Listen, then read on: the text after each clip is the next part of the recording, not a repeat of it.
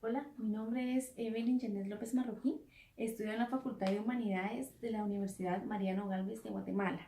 A continuación, escucharán una breve explicación sobre la línea del tiempo de la educación en Guatemala. El primer periodo que abarca en la línea del tiempo es la educación antes de la conquista. Se da entre los años 317 y 987 de la era cristiana y el Nuevo Imperio entre los años 987 y 1697 en Petén. El siguiente periodo es educación maya. Aquí predominaron la religión y la agricultura y es por ello que su educación giró en torno a ellas. La educación de los pueblos mayas se desarrollaba de forma paralela. También existía diferencias entre la educación del hombre y de la mujer. Tenía carácter asistemático, no existía una planificación rígida y supervisada.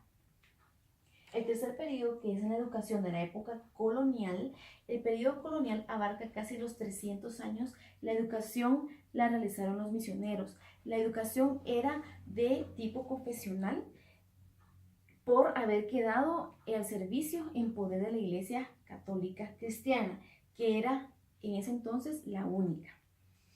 También podemos decir que habían maestros que sobresalían durante su formación, ¿verdad?, de educación. Entre ellos podemos mencionar a Francisco Marroquín, a Matías Córdoba, a Jacinto Benavente y a José Delgado, entre otros. La educación de tipo confesional, que era el cuarto periodo, en esta época habían pocas escuelas, con pocos estudiantes cada escuela, y en 1653 llegó la primera escuela a Guatemala.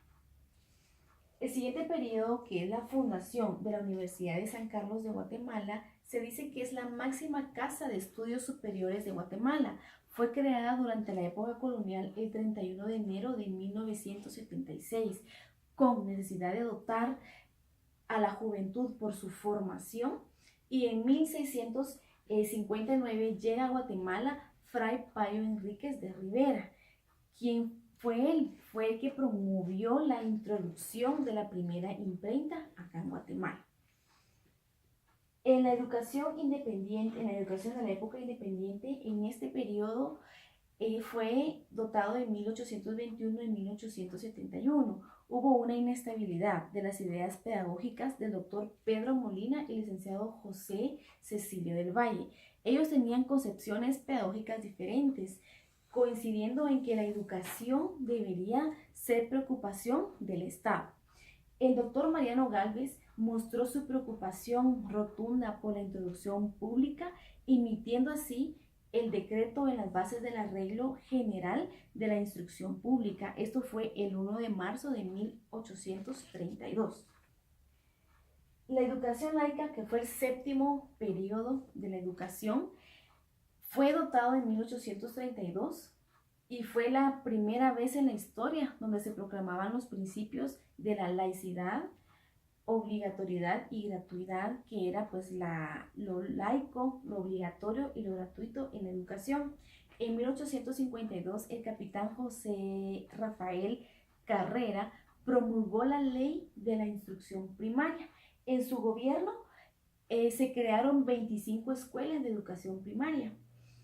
El último periodo, que es en la época ya actual, que es la privatización de la educación, dice que la enseñanza privada es libre por estar sujetos a la inspección del Estado. El método de enseñanza son uniformes.